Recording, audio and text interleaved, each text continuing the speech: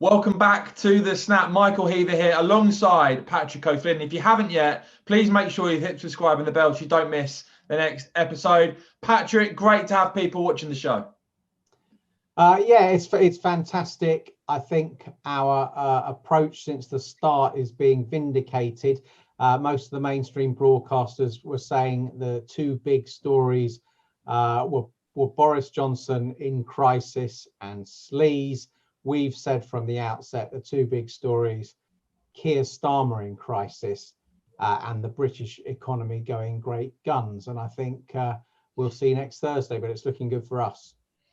Yeah, absolutely. And obviously what we're trying to do here is provide an alternative to mainstream media and be more positive about this great country. And Patrick, a story that I've seen, I know has caught your attention.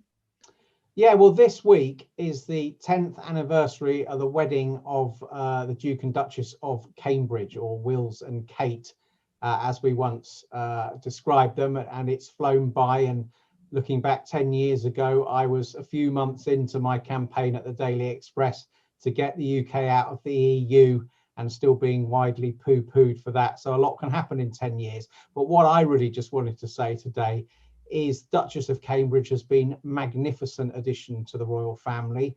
It is important in a monarchy that the line of succession is stable.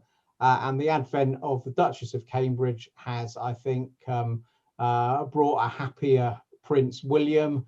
They've brought three children who all seem gorgeous, mischievous, cheeky, and they're all being provided with a sort of early years stable start in life by the Duchess of Cambridge that her husband never enjoyed himself. So it's sometimes said that Carol Middleton sent Kate Middleton up to St Andrews University under instructions to win the heart of a prince. Well, if that really was the case, I think we've all got an awful lot to be grateful to her for. So appreciation for the Duchess of Cambridge, who's so gracious, never complains, always remembers that the privileges of royal life come with duty and restraint attached.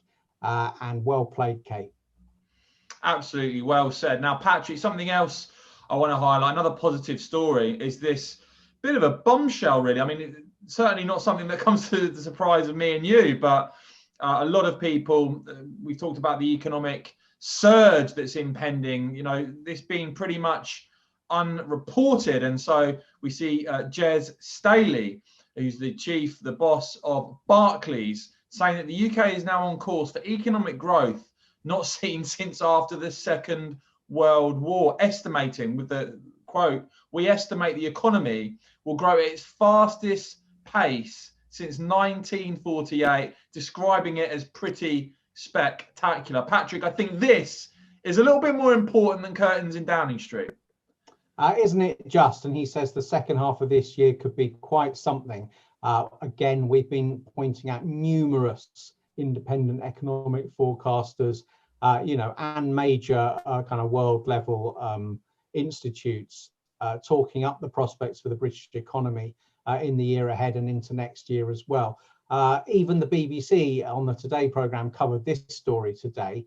But I noticed the business editor there, Simon Jack, still says it's wrong to call it a boom. Well, if it's the fastest growth for more than 70 years, it doesn't seem wrong to call it a boom in my book. And taking on average these upbeat forecasts, it now looks like we're going to make up for that 10% contraction of last year, the COVID contraction, by the middle of next year. So that's in 18 months flat.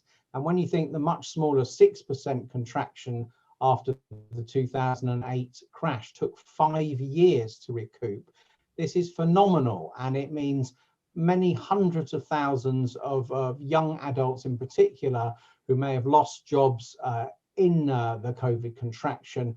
They're not going to be subject to so-called long-term economic scarring. They're going to have great employment prospects from the summer onwards. And the economy could be much better off. The public finances can start to get back into shape. Levelling up can proceed. And you've got to pay tribute, I think, to Sunak and Johnson for making the correct big calls on the economy. Now, Patrick, do you think it's cynical to suspect that this sort of phenomenal economic news, of course, happening post-Brexit, which we were sort of reassured by self-proclaimed experts, this sort of economic growth wouldn't be possible outside of the EU. The fact that this isn't the dominant story pre-election period when really it should be, and instead we've got tittle-tattle about Westminster.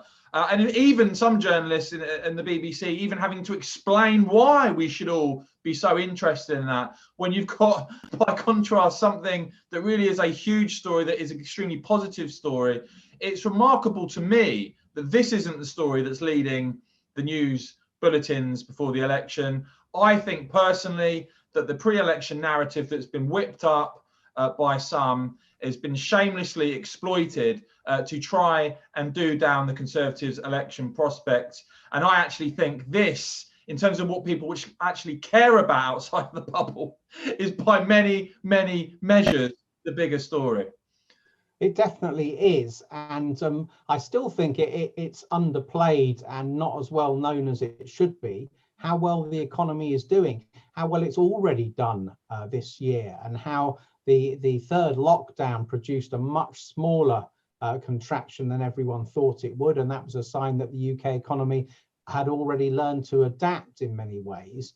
I do think that economic well-being and economic success is a huge motivating factor, quite understandably, for millions of voters. So I don't think you're too cynical to suspect it's being deliberately downplayed. We may hear more about it later in May and into June once that big round of elections is out of the way. But hopefully news is spreading, and ordinary working people across the country keep their ears to the ground. They know what's going on. They're probably picking it up already, if they run their own small businesses, for instance. So I don't think the media are going to be able to, if we can say, pull the curtains over the eyes of the voters. To give the context of where we are, we were told that the narrative that's going on of what's happening in Westminster and Sleazegate and all the rest of it, we were you could feel of some who were sort of expecting that big landslide poll where Labour shot up by 10 points.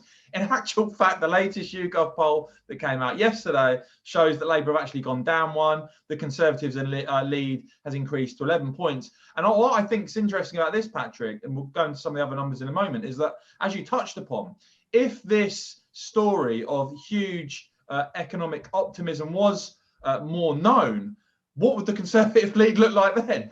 I think that's something that's going to come into view later in the year. Now, we know economic forecasting isn't an exact science, that's clear. But when you've got literally now dozens of forecasters all projecting the same thing, internationally looking at the UK as well as from within the UK, within the financial sector, then it's pretty clear something extraordinary is happening.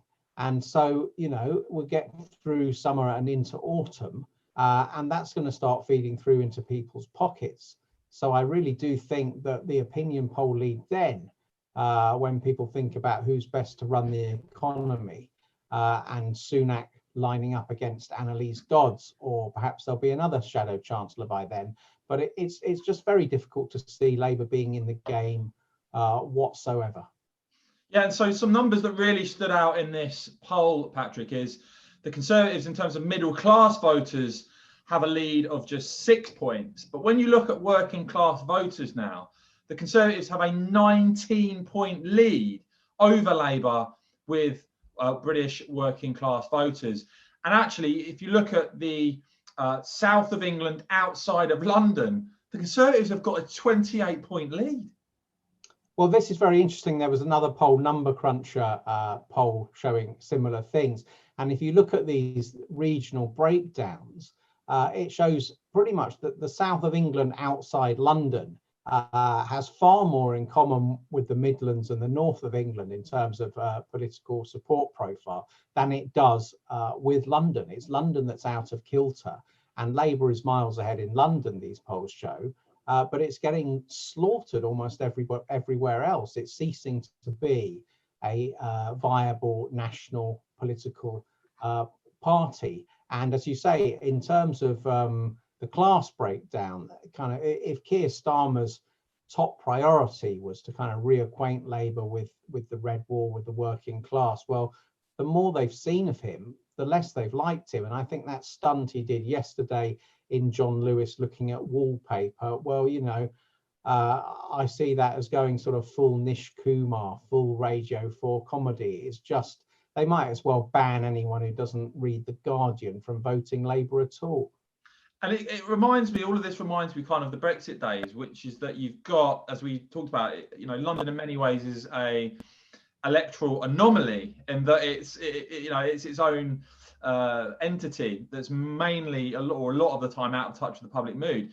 And yet that's where the media are based. That's where the journalists are obsessed with this story are based. I've seen one or two of them shocked that voters aren't mentioning this to him or are sympathising with Boris Johnson. You know, well, I'm not. It's, you know, and yet again, the disappointing thing about it to me, Patrick, is that all the lessons of Brexit, and even if you look at Trump and American things like that, the media don't seem to have learned that London is not representative of British public mood, and they just need to get out there a bit more.